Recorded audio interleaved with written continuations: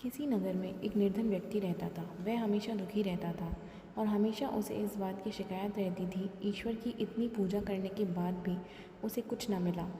जब भी वह पूजा करता था, भगवान के समक्ष अपनी विनती करता था और कहता था, हे प्रभु, मेरी पूजा में कहाँ कमी रह गई जो आप मुझे इतना कष्ट दे रहे हैं। कौन सा ऐसा मैंने पाप कर दिया है जो उसके बदले में आप मुझे इतना दुख दे रहे हैं। क्या मेरा पूरा जीवन इसी प्रकार दुख में बीतेगा। रोज़ाना यही बात पूजा करने के समय प्रभु के सामने कहे और रोने लगे। आखिर एक दिन भगवान को उस पर दया आ ही गई। भगवान उसके सामने आए और उससे कहा, वत्स, तुम मुझसे क्या चाहते हो। वह व्यक्ति ईश्वर से बोला, प्रभु, मैं भी दूसरों की भांति सुख और समृद्धि चाहता हूँ। अपना जीवन सुख से बिताना चाहता हूँ। दोस्तों, क्या आप भी इसी तरह से विनती करते हैं? तो आइए कहानी में आगे बढ़ते हैं। यह सुनकर भगवान ने उससे कहा, वत्स, सुख और समृद्धि उसके कर्मों के अनुसार मिलती है। तुम्हें लगता है तुम्हारा पड़ोसी तुमसे ज़्यादा सुखी है, तो मैं तुमको 2 थैले देता हूँ। एक थैले में तुम्हारे पड़ोसी की बुराई भरी हुई है और दूसरे थैले में तुम्हारे दोष भरे हुए हैं। जो थैला पड़ोसी का है उसे पीठ पर लाद लेना और कभी खोल कर ना देखना, और जो थैला तुम्हारा है उसे खोल कर देखते रहना। इससे तुम्हें अपने दोष और कमियों को सुधारने का मौका मिलेगा और अपने थैले को सामने की ओर लटका लो। इतना कहकर ईश्वर अंतर ध्यान हो गए। उस व्यक्ति ने दोनों थैले उठाए और चल दिया, लेकिन उस व्यक्ति से एक भूल हो गई।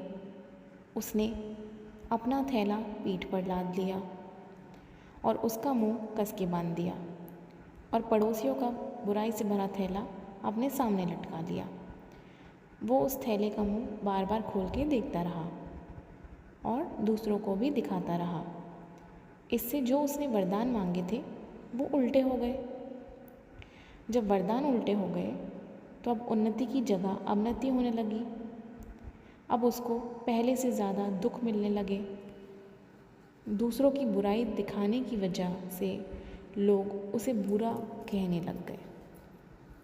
यदि यही व्यक्ति दूसरों की बजाय अपनी बुराइयां दूसरों को दिखाता तो वह बुराइयों को सुधारता और उसको उन्नति मिलती, लेकिन उसने अपनी बुराई की बजाय दूसरे की बुराई दिखाने लगा।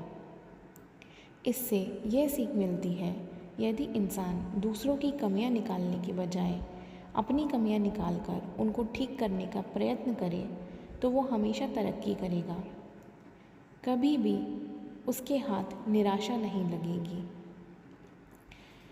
मैंने काफ़ी लोगों को देखा है, ईश्वर की पूजा सुबह करेंगे, शाम को किसी जीव या जंतु को पकाकर खा जाएंगे, फिर सुबह भगवान के सामने बोलेंगे कि भगवान, मैं बहुत दुखी हूँ।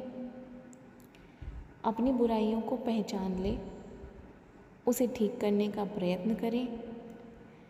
यही इंसान का कर्म है। अगर आप ऐसा करेंगे तो आप हमेशा खुश रहेंगे।